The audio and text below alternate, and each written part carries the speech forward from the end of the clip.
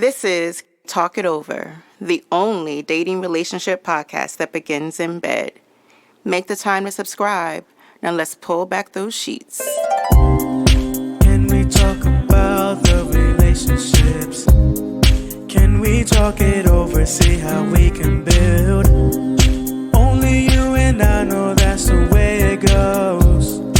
In this big old bed, they'll talk it over, so talk it over. Can we talk it over? We can talk it over. Can we talk it over in bed? Talk it over. Can we talk it over? Can we talk it over? Oh, in bed. Yeah, it's your man K.I. from Bed-Stuy with another podcast. This is Talk It Over. Talk It Over is the only dating relationship podcast that begins in bed. And I have some amazing special guests. I have actually a first-timer. So we're actually really excited to come aboard. We got a hot topic today. Let's see. We have all the way live from Brazil, Carolyn. Is that correct? Did I pronounce it correct? Nearly. Caro. Caro. It's like Carol. Yeah. All right. Hello, everyone. Yes. Hey, how you doing? Thank you. Thank you for joining us.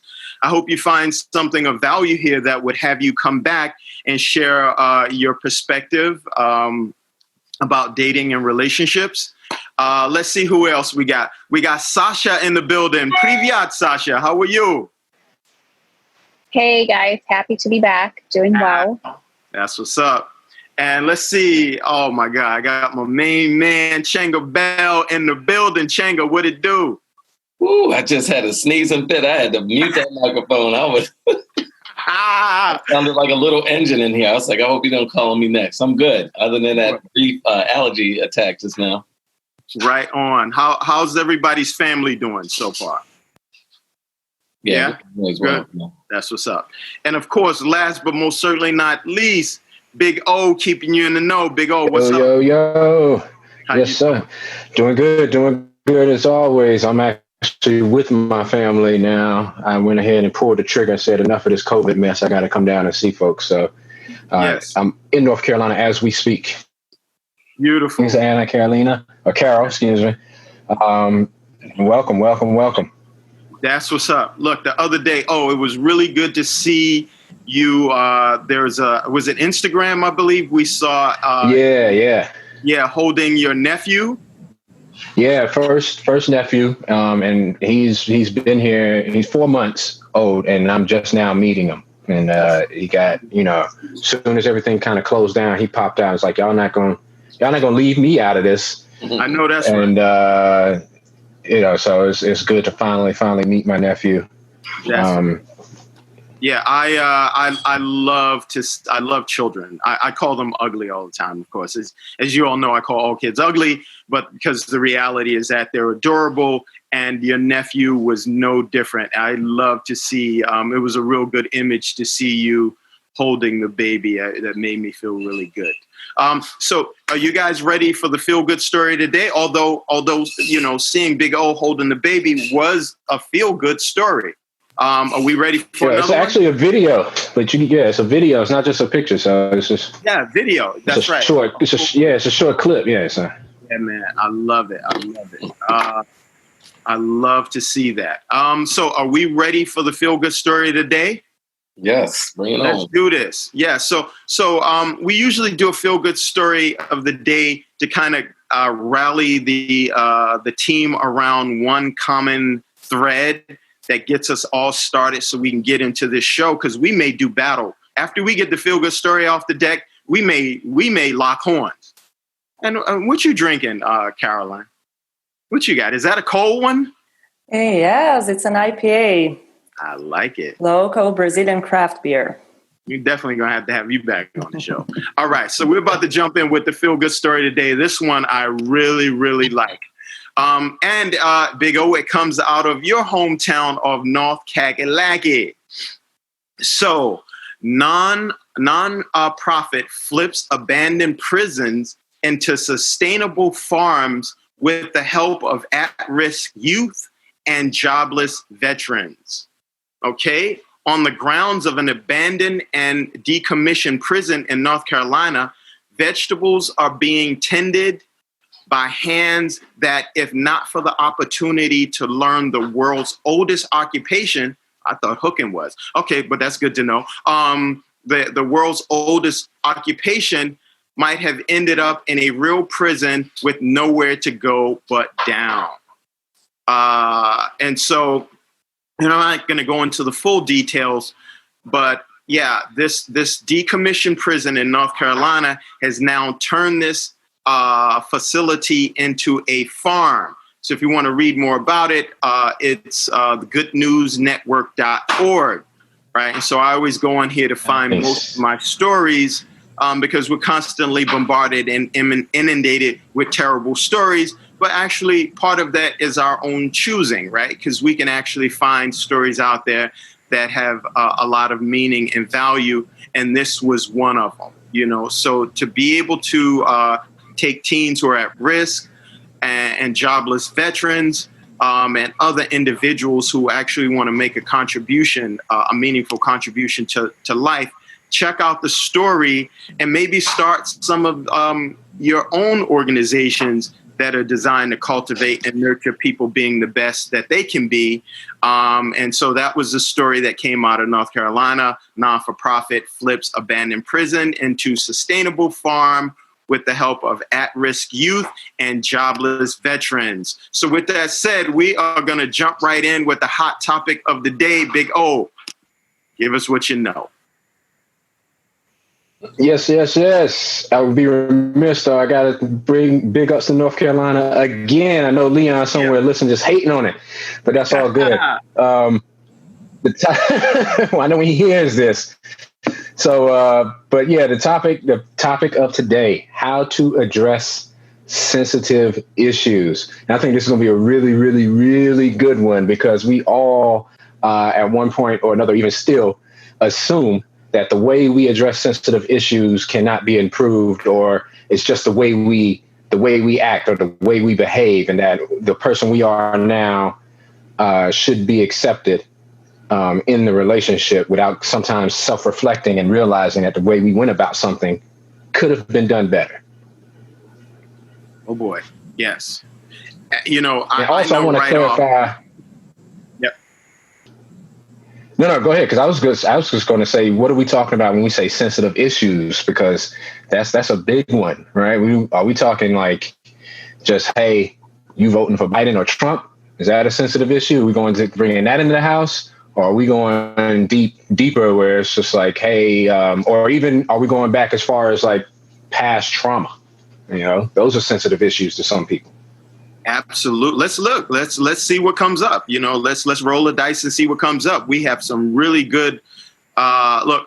My disclaimer is that none of us are subject matter experts, right, on dating and relationships, right? But we are experienced, so we are fully capable of sharing our experiences as it pertains to dating and relationships. And I know we have some good guest co-hosts on who will be more than happy to share some of their experiences. I'm immediately looking at Changa in regards to being able to deal with sensitive issues. And like, when do you bring them up? How do you bring them up, if at all, right? And so, feel free, anybody to jump right in and give us what you got. Since you pointed me out, I'll go ahead. I mean, I'm sort of a certified asshole. I just believe in truth just to say it. So, if your breath stinks, I'd rather say, hey, your breath stinks.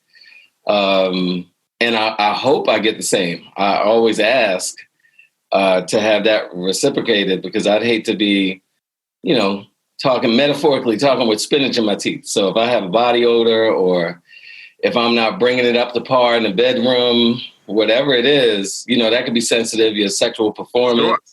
So whatever it is, I try to be forthright so that I can have that same forthright conversation in return. So, that's pretty much how I do it. Mm-hmm. No, that's more of a direct approach. Some people, not that direct. They're not that confrontational. So you might not get that message. You might just get past a stick of gum or after the bedroom activity, she's just breaking out a good book and going back into the living room to fix some food. So I think inside of dating and courting and dating, the early stages of relationships, these things should like be a main vein in terms of having discussions, right? Just as you're getting to know someone, I think that this is essential, right? How do we address sensitive issues? How do we resolve conflict? I know that I've asked, women before, like, how do you resolve conflict? And give me an example of maybe, let's say, the last time that you either had to deal with a sensitive issue or conflict inside of dating and courting. Like, give me an example of how you handle that, right? Because those things are really important. Go ahead, Changa. No, I was going to say, I want to say real quick, too, because a lot of times we don't know what a sensitive issue is. It's sort of a trigger. Right. And when you hit it, that's when you find out, oh, this is a sensitive issue. So yeah. I mean, so a lot of times we don't know something's a problem until it's a problem, right? And so one of the reasons that created Talk It Over, the podcast, and ultimately the dating show, was to really be able to have conversations about things that you never really think about until they're a problem, right? Yeah, I really like you brought that up, Naz, and Changa mentioned, but I think you started really well saying, well, how do we define a sensitive issue, right? Yeah. And I feel the first one is like, if you are dating someone long-term or serious or want to be in a more long-term relationship, addressing how you like to communicate, right? Because we do have different communication styles, as we do have different ways of handling with conflict. But like Changa was saying, like, he tends to be, it seems, a direct communicator, right? And some people do not respond well to that, right? And there are, I would say, different ways of being genuine and forthcoming. And when you're getting to know someone, we tend to project and feel like the person communicates or likes to communicate, treat others like you like to be treated, right? But sometimes someone is so different from us, and being in a relationship is learning how the other person is, right? So kind of practicing, I like to call it the Platin room, like treat others how they would like to be treated, right? Maybe I like direct communication style and I like someone to come straight forward, but maybe the other person would prefer if I touch it on the topic in a more indirect way, let's say, right? Oh, absolutely. Absolutely. What say you, Sasha? You got anything? Well, do I ever? So I agree with Cara's standpoint in general, but if we could just sort of rewind a little bit and talk about communicating with purpose. And because there are different ways or different, I would say, stages in the dating or courting trajectory where sensitive issues would ultimately result in different outcomes, right? So if we're early on, are we communicating or talking about them with the purpose of discovering red flags and deal breakers, right? Or are we far enough into the relationship where those, as we like to call them, core values have already been cleared, and now it's, oh, okay, you have a cavity, your breath has not been the freshest, right? Because there's a big difference. It's a sensitive, it's a topic that a person easily can take offense to. I mean, I would, but clearly a direct approach is, I feel like, the best way, because that will be for your partner or your partner's mental health, well-being, of you. But if we're ruling out early on, are you like voting for the KKK, or do you believe in like not saving any money, or do you? Sasha. Hello? Did I? Yes. Yeah. You dropped for a second, but that's good. I wanted to ask you, can you explain or define what communicating with the purpose is for the listeners who don't know what that means?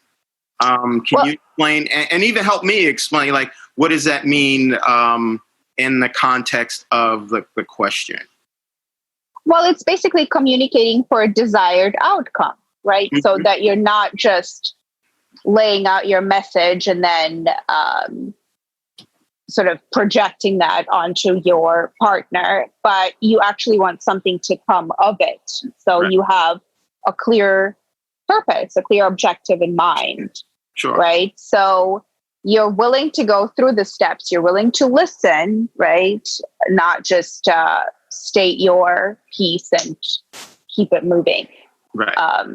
Right. Because you want some sort of change, or you want some sort of behavior, right, on the other end of everything.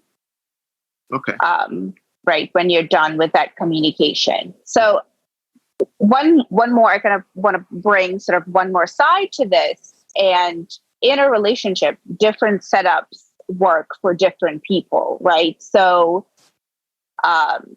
maybe you move as a union and you always want to be on the same page, and that works for a lot of people. But if you sort of move in parallel to one another and your energy, your setup is different, like you don't have to constantly be together, you're slightly different, and you just sort of overlap on things here and there, and that works for you, that is also a valid setup, right? So I think that all of that together affects the way that we communicate really any topics, but sensitive topics as well. So. Like you know, one of the things that came to mind with what you were saying, Changa, is like I would say time or place matters, right? And being able to discuss sensitive issues. You know, if you're a mixed company and you're like, baby, look, your breath is kicking. You know, you're bound to have, that's bound to be met with some resistance, right? So then the context of delivering that message. But then what happens if those sensitive issues need to be addressed inside of a moment, right? Like maybe waiting to have a conversation later isn't going to do. Like you might need to address some things sooner than later, right? So one of the things that I always lacked, and I've been working on, and I'm in my mid 50s now, is people would always say you lack decorum. You just say whatever comes right off the top of that stupid head of yours, and here it comes out of your mouth. And I never thought about giving thought or giving rise to. I just thought, hey, I'm speaking the truth or my truth, and giving that information as I see it, as it needs to come out, right? So, but I've been doing a lot of introspective work over the years, and I look back and I realize, part of it is hereditary. Like my family, they're just how they talk.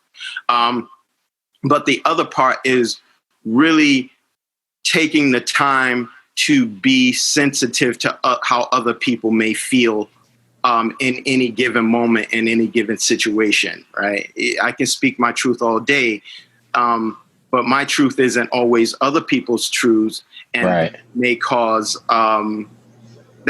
problems, right? So how do you address that inside of a sensitive issue, right? So you have to be sensitive to context, time, place, individual, right. how people want to be spoken to, how you want to be spoken to, check the temperature of the room. Yeah. But I'm like, for me personally, I'm like, look, tell me what you got to tell me. Like, if you want to be my friend, just go ahead and give me the information as it comes down the pipe and let me process it however I need to process it. But that's usually with people that we have spent a large amount of time around, and they know they can do that. Right. I think it does. I think being forthright doesn't necessarily mean not being loving. So I think, yes. James Baldwin is one of my heroes, always very forthright. a very good communicator. And I doubt that he was checking temperature in the room. I doubt that he was always trying to be empathetic of what was going on. He was just speaking his truth. Yes, I think being loving and speaking your own truth is all that we can really expect, because I'll never know what's going on with another person. But, I can certainly be respectful of that reflection once it comes back, like, hey, that hurt my feelings.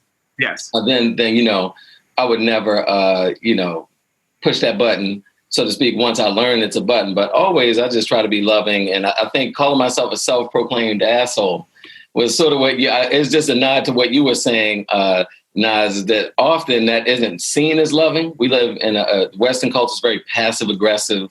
Yes. We're supposed to beat around the bush. There's a lot of political correctness and things like that. But that sometimes can over intellectualize a much more simpler conversation. And being a Gemini, of the god of Mercury, a communicator, all those things. I definitely talk too much and and give my opinion too much. But I think Sasha alluded to it. Just really it's the culture of who you're creating, like that sort of acceptance. I have a very small tribe of people who are forthright with me, and I'm forthright with them. And, maybe my tribe could be bigger if I was a little more considerate. But then it probably wasn't my tribe. Let me ask, because something you said that I thought was very, very, a very good point, very striking, is especially here, like you said, in the Western culture, a lot of times we kind of have to watch our tongue sometimes, especially depending on your position. Like celebrities this day and age can't say anything wrong before some coalition or somebody gets their panties in a bunch. But even on a smaller scale, right, if that's how we're taught to communicate, or if that's kind of what we're socialized to accept, I want to read off a list of common mistakes that was given to us by our lovely producer, Anna Banana. And this is coming from a relationship coach, Dr. Susan Edelman. And I want to do this twofold purposes. One, to kind of give people kind of a construct of how, if they find themselves not being able to communicate effectively and they keep butting their heads up against the wall because maybe the way they're doing it is rubbing someone wrong, these are some things that they can take away to kind of look at and see, can they develop within their own communication style. And then the second part is also to just check with everybody on here whether or not they agree or feel like this may be overstepping. You may be coddling too much or trying to, it's too formulaic, and people aren't able to adapt necessarily to all of these rules. But I'll just go ahead. The communication mistakes, common communication mistakes in relationships can be the tone of voice, whether you're yelling and screaming. I know in some cultures, yelling and screaming is just a form of passion, right? That's how they express themselves. Yeah. Another common mistake, choosing the wrong time. And you talked about that, Nas, like how do you know when to be direct or wait a beat and find the right moment? Yes. Apologizing too much, the silent treatment, speaking in absolutes, shoulds and shouldn'ts, making assumptions. And that's huge. Not asking for what you actually need is another one. Not bringing up the issue and waiting until it becomes a big problem. And we talked about that in an earlier podcast, how little things, if we don't kind of take care of them right away, they can fester and grow and become big things. Showing disinterest or not listening. And if you're not listening, you're not communicating. And also not willing to change. And I think that's kind of the death knell of any relationship, not just a romantic relationship. I think that's a death knell of any relationship, not willing to change and you're just being static in who you are. There's a time and place to hold your ground on certain values. And there's a time and place to look back and see, is there an opportunity to grow in retrospect? So I open that up. I think these are good rules, but again, not everything applies in every situation, and not every person or culture necessarily has to adopt any of these rules, because their communication style might be different. Their culture might be different. But I wanted to just bounce that around and see what if anything I listed off did it strike a chord or a nerve where it's like, I don't know if I would tell anybody that they should or shouldn't adopt any of these rules or common mistakes, rather. I think they're all fair, and there's value in it. Now, where did you get this from, Big O? Where'd the information come from for the listeners? Yeah, did I lose you? Okay, here's one. What about what role in being able to have conversations about sensitive issues in different forms of relationships, let's say business relationships? How does gender play a role? Does race play a role, right? Do those things play a role in individuals being able to address or speak to sensitive issues? Like I would open it up to the ladies in terms of gender. And let's say in your professional environment, do you feel as though gender has any basis in being able to communicate, or an inability to communicate sensitive issues in let's say a work relationship? I would say that gender parity is still a struggle in a lot of industries.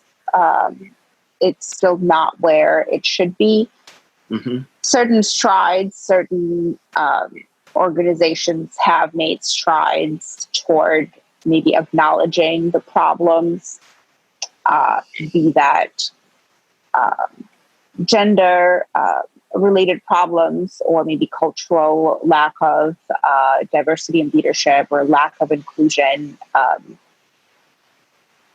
And I think that we're still really far away from sort of a completely open and transparent workplace. Mm-hmm. Now, I can only speak from a corporate experience. I don't know other industries. I don't know, maybe younger startup industries are a little bit different because a lot of them have been started by, again, younger people that have grown up with the message of gender parity being important, inclusivity being important, and hopefully they have paid attention to building a workplace that is healthier. But if we're talking about sort of these like old school corporate, financial institutions or what have you, they still have a long way to go, primarily because they're size-wise, they're just so huge, and there's a lot of moving parts and departments and management, middle management, and layers and layers and layers of everything.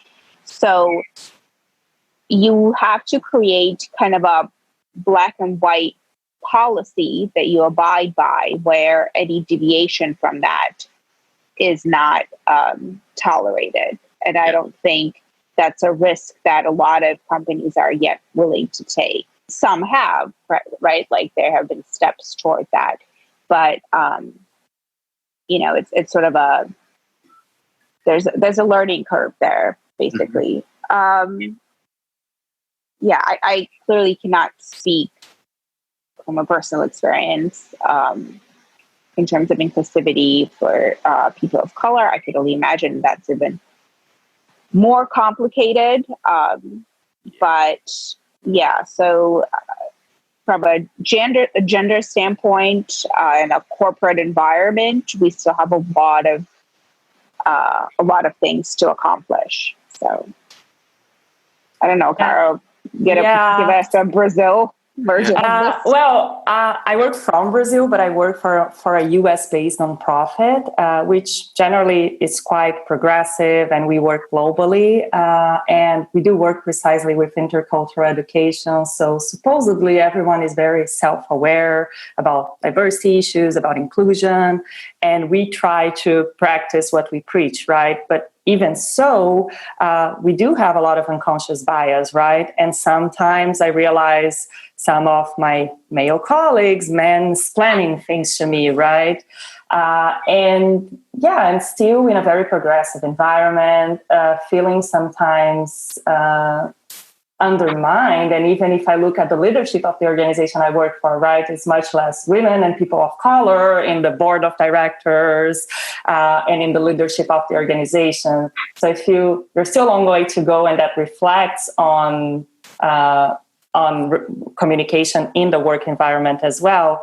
But in terms of those rules that O was mentioning, I do feel that applies to so many different environments, right? And communicating in so many different ones. Yeah. And I don't know, what I try to practice a lot in all my relationships, work relationships, and in my personal relationship as well. I haven't been with my partner for so long, but we moved in together right in quarantine, which has been a great test in our relationship, living together since March during a pandemic.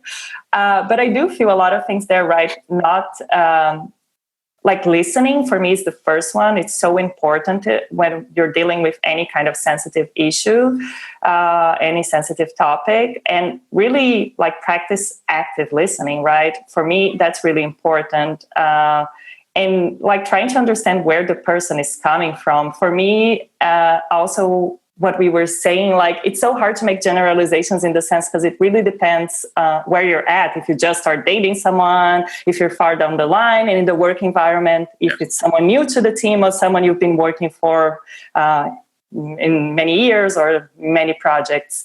So building trust, I feel it's also a very important element when communicating about sensitive topics in these different settings as well. So yeah, I would say... I agree. Yeah. So many variables. Yeah, absolutely. Hey, can I ask Carol something? Because something she said made me, want to get clarification, not just for myself, but also for the listeners. She said, in her work environment that, sometimes she finds the male colleagues are doing unnecessary, what she said, mansplaining. And I'm not sure a lot of people actually know what that means just yet. And even as a male, they say, when you think you have it, you don't have it, right?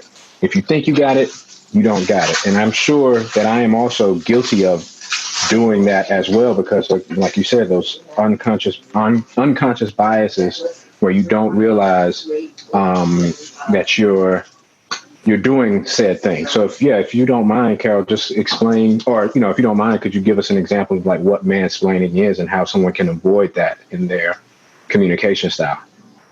Yeah, I mean, there's a lot of research in that, and sometimes it might be personality, but in my experience, it tends to be more common men that sometimes don't have the same knowledge that women have, trying to explain to them things that they have more knowledge or more awareness about. Sometimes it's very subtle in a condescending tone, or just taking over the word and don't letting the woman talk as much as the man. And there's a lot of research in that as well, right? That shows that men tend in conversations to take over greater percentage of the conversation than women. Really? Yeah, I wouldn't know the numbers by heart, but yeah.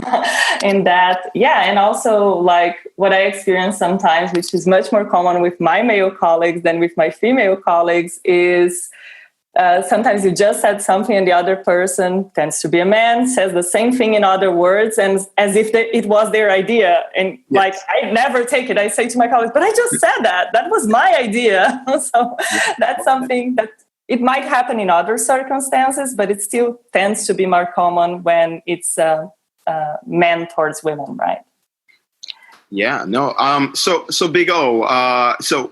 For our listeners, this is Talk It Over. Talk It Over is the only dating relationship podcast that begins in bed, and we have a really good topic. What are we talking about? What's the question for today? The question for today is how to address sensitive issues in the scope of dating and relationship, or any relationship beyond. Yeah. Something that I want to bring up, and this was a study that I had read that I found interesting long time ago. I wish I could find it.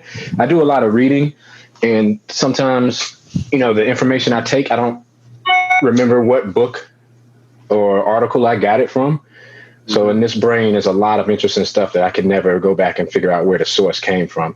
But something that I thought was interesting, and I would love to get Sasha and Carol's opinion on this, because we're talking about communication. And I think one thing that we have left out of today's discussion is the socialization of male and female communication styles, right? The way that males are brought up in this Western civilization versus the way females are brought up, and the different communication styles that are born out of that socialization. One of the things, and we could do like a mini experiment right now with Naz and Chenga and Sasha and Carol. So when you're in a relationship or in your past relationships, Naz and Chenga, if your significant other came to you and said, we need to talk, right? What's probably the most immediate reaction that you think of, the immediate thought that you have in your head if you hear those words, we need to talk? Trouble. What do you think? There's trouble in paradise. Trouble, immediate. Trouble in paradise. Right? Yeah. Now I want to ask Sasha and Carol if your significant other came to you and said, hey, we need to talk. Hold on, Chenga, would you agree? You nodded, but the listeners can't hear that. What would you, yes? Oh yeah, absolutely. I'm getting butterflies when I hear that. Okay. So that's a visceral response. Yeah. So now to Sasha and Carol, if your significant other came up to you and said, hey, we need to talk, what's the most immediate response or thought that you have when you hear those words? I mean, I have to honestly say that I probably think that he has some incurable disease. Oh my God. Oh. And Carol, you have a? Well, this is much more my personality, but I would think, oh, what did I do wrong? That would be my first thing, which I don't think is very typical. Yeah. Okay. So the reason I wanted to do that is because this article alluded to the very physiological response difference between males and females when they presume that a difficult conversation or a challenging conversation is about to take place. And what they actually studied, they hooked people up to all these monitors and ran these scenarios. And what they found was that physiologically speaking, whenever one of the major differences between the male's physiological response and the female's physiological response when faced with like a challenging conversation, males' heart rates go up a lot quicker and a lot higher. The women are able to stay even and calm in the same scenario. And guys, when they hear we need to talk, alarms go off, right? You're preparing for battle. You're like, uh-oh, let me start recalling what I did in the past 72 hours. Yeah. And let me get ready for this war that's about to happen. And so that all that already colors how you're going to respond before she even opens her mouth on whatever it is the subject may be. Because we know we did something. We just don't remember what it was. But y'all know, the ladies know. But what they're saying is it could be something mundane. It could have something to do totally nothing with the relationship. We need to talk could be something that's saying, hey, I got a job offer. I got a job offer that's going to require me to work longer hours, or I got a trip plan and I really want you to go, but I know that you are busy with work. It could be something that has but see, just that you've proven the point that even just hearing those words. I'm here to prove the point. And so what they're saying is that is a social constructed response. They're saying that males have, as you know, when you grow up, like, are because of the directness and sometimes the confrontational communication style. And even though we may get along with each other, we may be boys, but the way we communicate can be very direct, can be very confrontational. Like, you're bugging, or, get out of here. The words that we choose can be sometimes, if we're not on that level, somebody on the outside looking in could think, oh, there's about to be a fight. And so they're saying that socially speaking, females choose their words a lot more carefully. And that when they are coming up with, a challenge or they're not as combative in the words that they choose, right? It's not such a combative stance. And so I felt.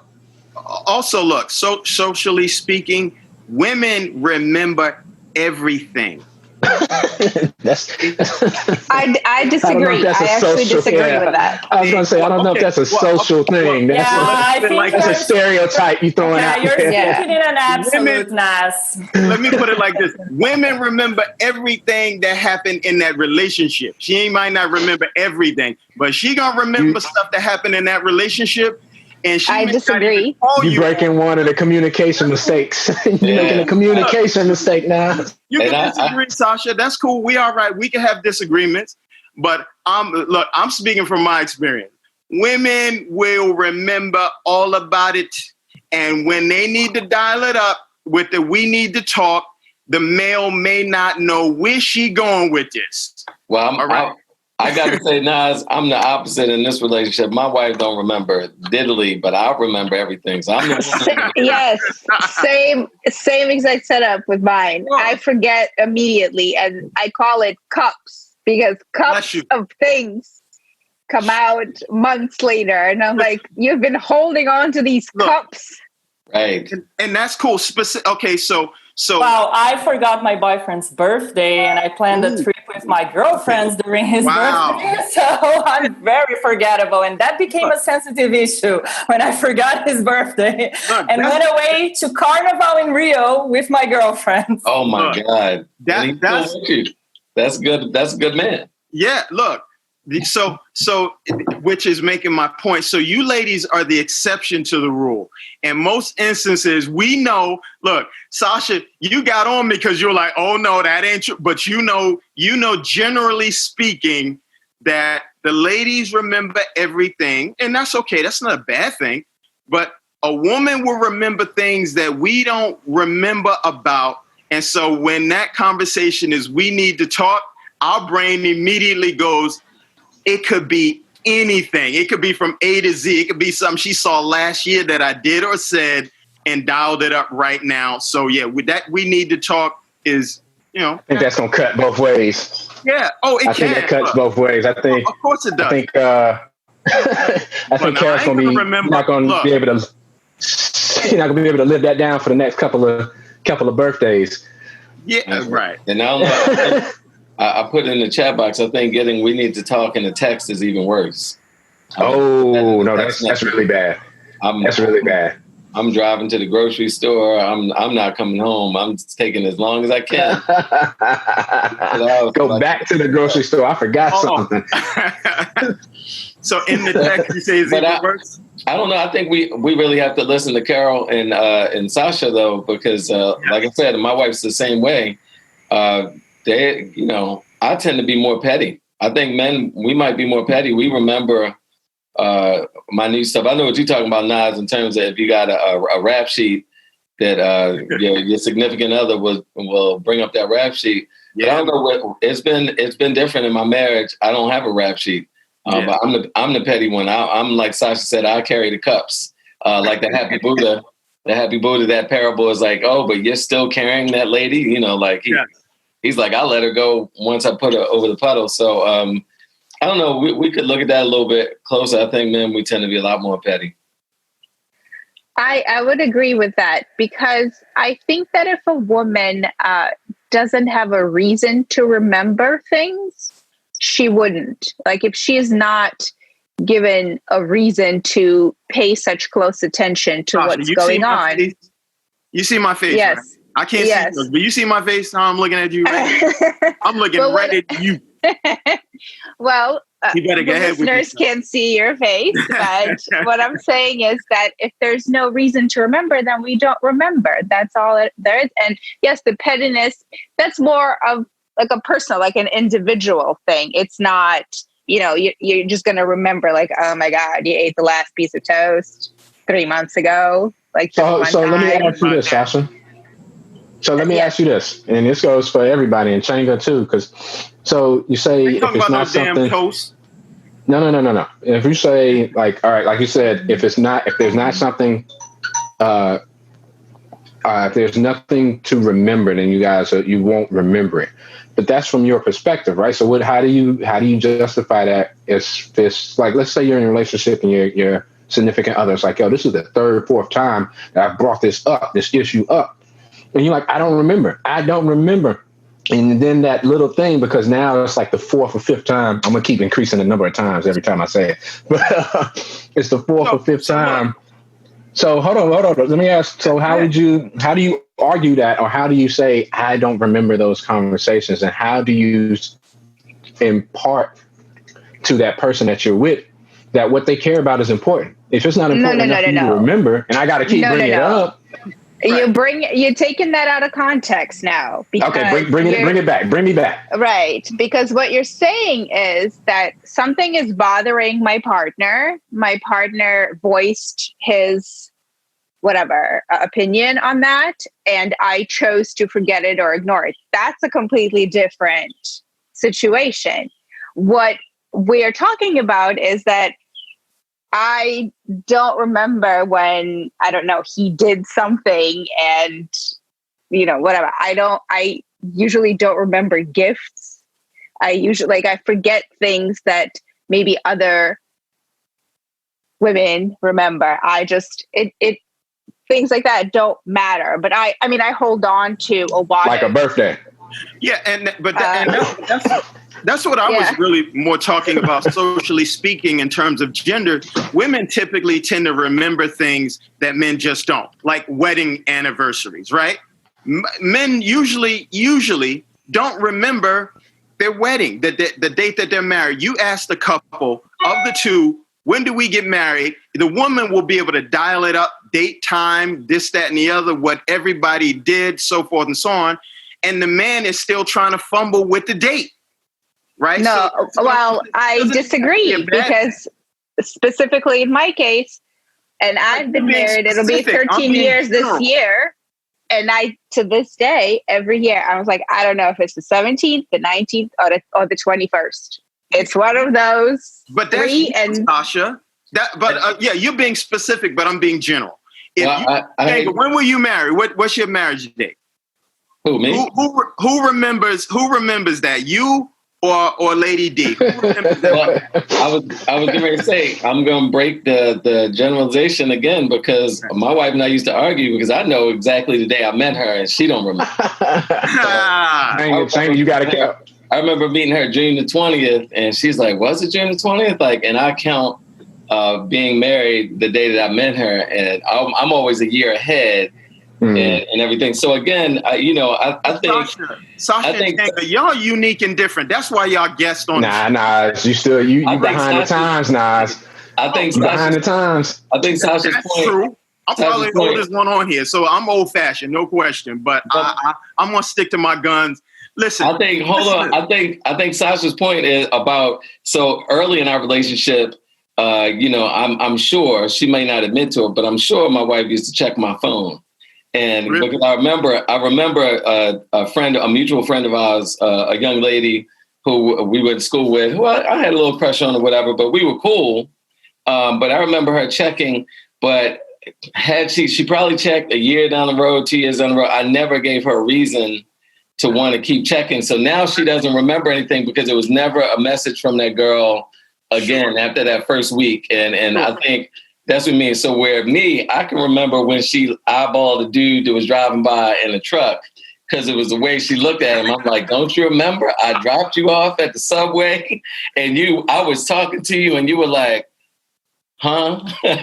So I think in terms of giving the reason, it seems. And I don't know, I'm glad we're having a discussion, because I think the part of our mansplaining we do as men, we do tend to generalize, which is fallacious, right? We generalize, and we have to take it on a case by case. Absolute, no question. Yes, no doubt. To O's point, though, I think that I try to be very vigilant when my partner brings something up and says, "Babe, whatever, this kind of bothers me," and I absolutely try to remember it and be mindful of not repeating whatever that might be. I don't have currently an example, but that goes back to my point earlier. We're a union. We move together. So I would want him to be completely comfortable and open and everything, and vice versa, right? So What suggestion would you give, Sasha, to that? Like to being able to give us one thing that you would say is key. I mean, obviously communication, right? But how do we help people, right? How do we give people a little tip or something anecdotal to assist them when those moments arise? I don't know. I think you absolutely have to listen, pay attention, and ultimately care, right? Like if it was something as simple as, I want my partner to be healthy, yes, right? Then the choice is clear. You would, I don't know, whatever, nurse him or her to health. Sure. But that goes broader than that, right? If something is bothering them, then as someone who cares for their well-being, for them, you want them to feel good about the relationship. So it's not that difficult if you genuinely love the person and the life that you have with that person, and you have the respect and appreciation for that. But it's not that difficult. So you hit it on the head. You said care. I would definitely say that's one of the key components, right? Carolyn, do you have one? Yeah, two, actually, and very related to what Sasha was saying. I would say the first, assuming positive intent, and I feel that comes from a place of care, right? If the other person, like, they want the best for your relationship and the best for you, otherwise you wouldn't be together. So assuming that when they're communicating something that is sensitive or sometimes uncomfortable, I feel it's always important. And the second, which is kind of a cliche by now, but listening to understand and not to respond, I would say. Yeah, that would be... Good. Yeah. Yes. Thanks, Carol. That was. Thank you. That's huge. That's huge. That's huge. Want definitely to grow. Yeah. Chili Mose, you got one?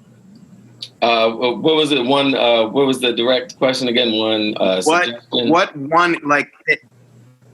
To assist our listeners, what's the one thing in terms of being able to have a conversation about a sensitive topic?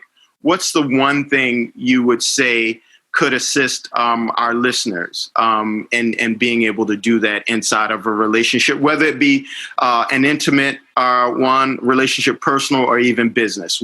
Give me one antidote that could you use, a technique. All right. Yeah. So for me, because I am such a talker, I try to just shut up.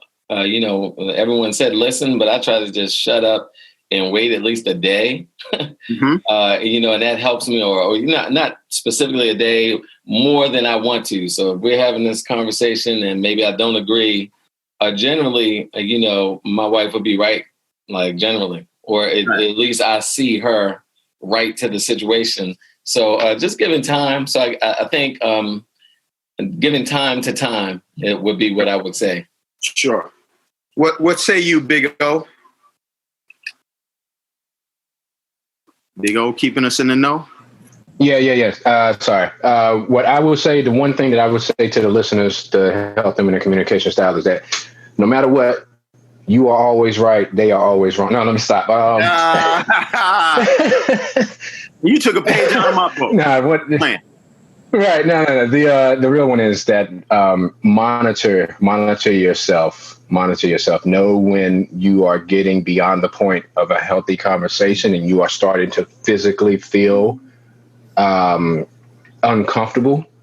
And then because once you've entered that state, it's hard to be constructive and be able to do all the other things. It's hard to be able to listen openly. It's hard to be able to be honest, because now you are coming out of a place of physical uncomfortableness that can be misconstrued as being threatened. Yeah, right on. Wow, listen, thank you all. That was awesome. Carol, will you come back and join us again? Of course, this is fun. All right, thank you. Really appreciate your input and your involvement. Nas, may I ask something? Yes. Yeah, so going along, I want to know if anybody would be available to retouch on this subject with me on an Instagram Live, because that's going to be something we're going to start here shortly, is to go just a little bit more in depth. If there's anything that you didn't get to say, or maybe you think about after we've done recorded this and you're like, I really wish I would have said this or that, or maybe I've got some different thoughts. This will be an opportunity to hop on with me and we can dive into a little bit more of the topic. Yeah, that would be awesome. So yeah, once again, you've been listening to Talk It Over.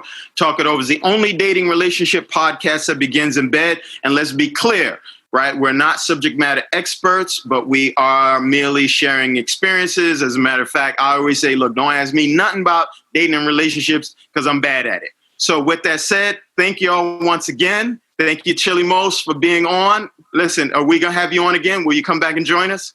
Yeah, always. I love being on with you guys. So yeah, you ladies. Thank you. And Big Sasha, we cool? We good, right? And you'll get punched in the face when I see you, right? Sasha, I'm going to fly your head. Yeah. Thank you. No violence. No, and none at all. Thank you for being on. Of course, Big O, keeping you in the know. Thank you. And to my other producers, Anna Banana, thank you for keeping us live and direct. Our other co-producer, Bumpy, our head engineer. And once again, slow motion for me. Until the next time, I love y'all. Peace.